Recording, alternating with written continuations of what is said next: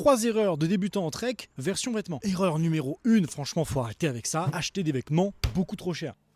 Attention, je parle pour les débutants qui veulent tester la pratique, pas pour ceux qui sont déjà bien investis et qui veulent se faire plaisir. Vous faites ce que vous voulez, les débutants, non, vous n'avez pas besoin d'une veste à 500 €, ni d'une polaire ultra technique, je sais pas quoi, à 90. Tout ça juste parce que vous l'avez vu dans un joli post Instagram. Derrière ce prix, il y a certes de la technique, mais aussi beaucoup de marketing, et c'est pas impossible que vous envoyiez un jour sur cette chaîne. Mais en tant que débutant, des articles abordables chez Decathlon, Intersport, toutes les marques de distributeurs que vous connaissez, elles feront très bien le taf pour commencer, et ce sans exploser le budget. Ça, je crois que ça m'a coûté 8 € et c'est très bien. Et si vous voulez une marque en particulier ou juste payer un peu moins cher, pensez à la seconde main. Il y a plein de gens qui claquent un gros billet, font un trek, puis revendent leur matos quasi neuf parce qu'ils ne s'en servent plus. Ne faites pas la même erreur qu'eux et fouillez le bon coin ou Vinted avant d'acheter du neuf. Erreur numéro 2, celle-là, c'est à chaque fois prendre trop de vêtements. Je vais être honnête, à mon premier trek, j'avais pris une polaire, 2 sweats, un t-shirt à manches longues. Non mais le poids et la place dans un sac, c'est inutile. La réalité, c'est qu'un seul vêtement par fonction suffit. Les seules choses que vous pouvez doubler, voire tripler, c'est ce qui touche directement le corps. T-shirt, sous-vêtements, chaussettes. L'idée, c'est qu'après une journée, vous lavez votre sous-vêtement. Le lendemain, vous mettez votre deuxième exemplaire pendant que l'autre sèche sur votre sac à dos, en espérant qu'il y ait du soleil. Si par exemple ça met du temps à sécher, vous en avez potentiellement un troisième. Et on tourne comme ça, petite rotation. Pour le reste, polaire, doudoune, pantalon, un seul exemplaire suffit. Prenez-en un bon et prenez-en soin. On cherche à être efficace et pratique, pas à faire un défilé de mode. Et troisième erreur qui passe souvent à la trappe quand on pense à tout le reste qu'on doit prendre pour aller en trek, sous-estimer les petits vêtements. Ils sont tout petits ces vêtements. Eh bah oui, vous êtes tout petit. Un bonnet, une paire de gants, de bonnes chaussettes. C'est pas là-dessus qu'on va se focus en premier, mais pourtant, quand on les a pas, on sent bien la différence. Que ce soit les mains gelées, les cloques à cause de frottement, ou le vent dans les oreilles parce qu'on bivouaque à plus de 2000 mètres d'altitude, peut vraiment ruiner une soirée. Et ça, un simple bonnet, un tour de cou, une paire de chaussettes en mérinos peut vous l'éviter. D'ailleurs, le tour de cou, c'est pas que un tour de cou. Bon, là, il est peut-être un peu éclaté, mais l'idée, c'est que je peux en faire un bonnet. On fera une vidéo de plein de trucs qu'on peut faire avec. C'est un peu un couteau suisse du trek. Bon, là, c'est pas...